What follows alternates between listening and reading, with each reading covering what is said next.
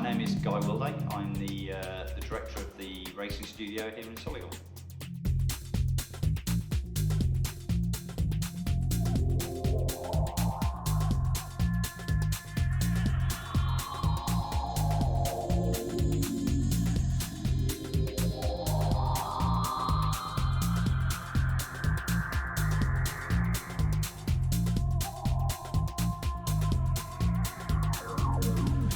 So an enormous amount of detail in these models compared to what we've been able to do previously.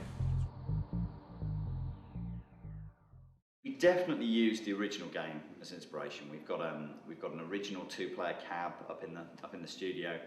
We've played that a lot, I have to say, and really I think tried to capture what the essence of that game was. Why are people still playing that game today? Why is it still out on site, and why are people still enjoying it?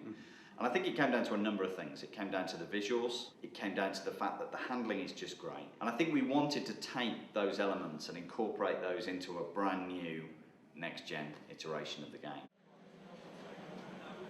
And what we've done with Sega Rally is try and create something that's very bright, very vibrant, very colourful.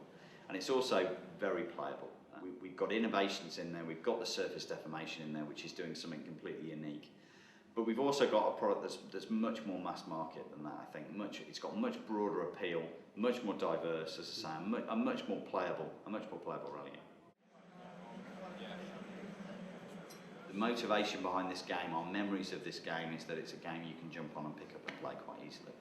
Fundamentally, the physics engine that we've built is very realistic. It's looking to simulate exactly as much as possible how a car works on an off-road surface. We've always looked to get the handling so that it's really, really playable.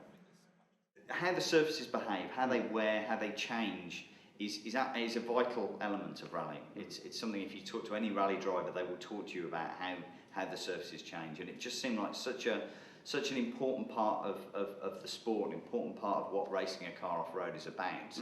It was something we really wanted to include, something fairly key we wanted to include in. And for the first time now with Xbox 360, you've got the opportunity to be able to do include this sort of feature within our games. And so it's very exciting to finally realise something that you've talked about for a while.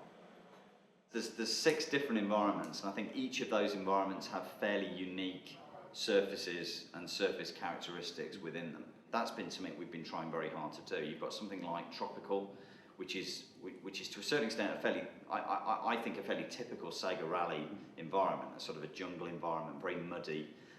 Something like alpine is far more progressive. You've got surface changes from tarmac through to wet tarmac to slush and snow as you climb up the mountain. And then obviously something like canyon, which is real swift marked surface changes from tarmac and then onto some loose sort of gravel and then back onto tarmac again. So each of those environments is quite different and quite interesting.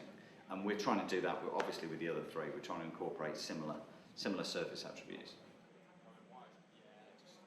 The original game was 2 players, and it was a head-to-head match really. It was you competing against this guy next to you. We had to move that forward. I think a console gaming experience is more than that. And really we tried different numbers. We tried 4, we tried 6, we tried 8, we tried more than that. And just really felt that 6 players gave us the right balance. It gave us a nice number of players that you could both drive the track and drive skillfully around the circuit, as well as compete with the other people without feeling just completely hemmed in by cars. So it was a balancing act for us, I think.